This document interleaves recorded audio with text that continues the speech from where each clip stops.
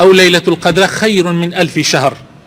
يعني 1000 مانگ بينا 1000 مانگ 83 ساڵ لو ساڵانە ليلة القدر كان تيادر تنها ليلة القدر كان يك ليلة القدر لو 83 ساڵە لو 1000 مانگە خيرترە. يعني يك أو شوا يك سبحان الله بقدر 1000 مانگ تو سبحان الله بكي او اند خيرك يزورتنا لوش زياتر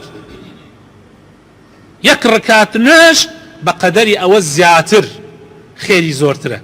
اها خلق الراء باريكي زور سرفكار رقايكي زور ابري افرمي يك ركعت ناج لكعبة بقدر 100,000 ناجة.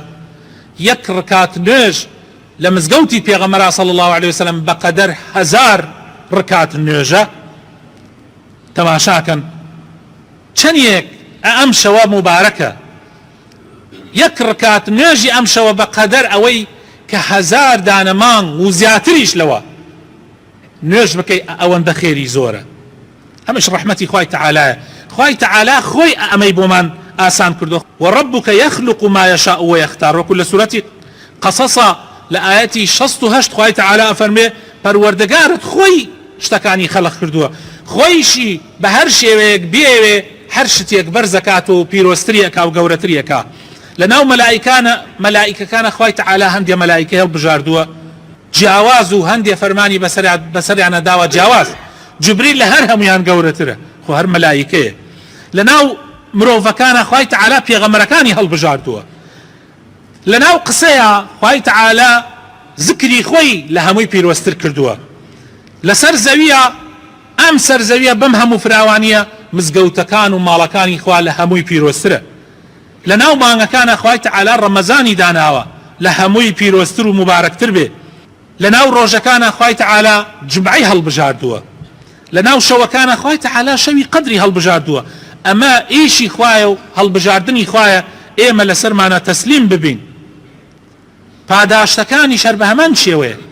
خوای تەعالا لەسەر شتێکی بچووک جاروایە پاداش شتێکی گەورەت ئەداتەوە. نوێژ یەکەم جا فەرزکرا 50 نوێژ بوو.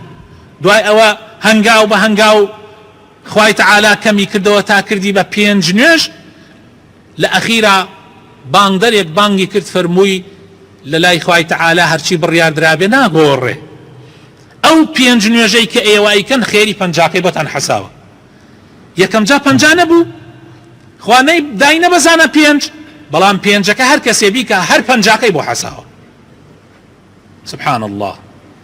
هەروەها ڕۆژوو تەسەور ئەکەن هەر کەسێ مانگی ڕەمەزان بگرێ لەگەڵ 6 ڕۆژی مانگی شەوالە. پێغەمبەر فەرمێ صلی الله عليه وسلم وەک ئەوە وایە هەر هەموو ساڵەکە بە ڕۆژوو ببێ خێرەکان یەک بەدەیە لای خوای تەعالا على الأقل. مانگی ڕەمەزان سیە بە حەساب 300 بە حەساب 300 ڕۆژی ساڵ حەساوە و لەوێ 6 لە یەکدانی دەی بکە ئەکا 60 و ساڵیش بریتیە لە 360 ساڵی مانگی. ساڵی خۆری 365 بەڵام ساڵی مانگی 355. هەروەها پێغەمبەری خوا صلی الله عليه وسلم یەکێ لە ڕەحمەتەکانی خۆمان بۆ باسەکان لە کاتی نوێژی عیشا. طبعا شەو نوێژی کردن تا بەیانی یعنی قورسە زۆر قورسە ئاسان نییە بەڵام بۆ مسلمان زۆر ئاسان کراوەتەوە. هەر کەسێ ئەگەر ئیش و کار نەیهێڵا شەو نوێژی بکە نەیتوانی بەهۆی ئیش و کارەوە ئەو خێرە گەورەی دەستکەوێ خوای تەعالا زۆر ئاسانی کردووە بۆی. نوێژی جەماعەتی عیشا وەک ئەوە وایە هەر لە ئێوارەوە حتا نیوەی شەو نوێژی بکەیت. ئەگەر نوێژی عیشا بە جەماعەت بکەیت ئەگەر نوێژی بەیانیش بە جەماعەت بکەیت وەک ئەوە وایە لە 12 شەوە حتا بەیانی تو شەو نوێژیت کردبێ. یعنی هەر کەسێ عیشا و بەیانی بە جەماعەت بکا وەک ئەوە وایە ئەو شەوەی کامل شەو نوێژی کردبێ. ئەمەش ڕەحمەتی خوای پەروەردگارە. تۆ پارەت هەیە 40 وەرەقەت هەیە یەک وەرەقەی لە ساڵێکە ئەبەخشی ئەو 39کەی تریش پاکەکاتەوە.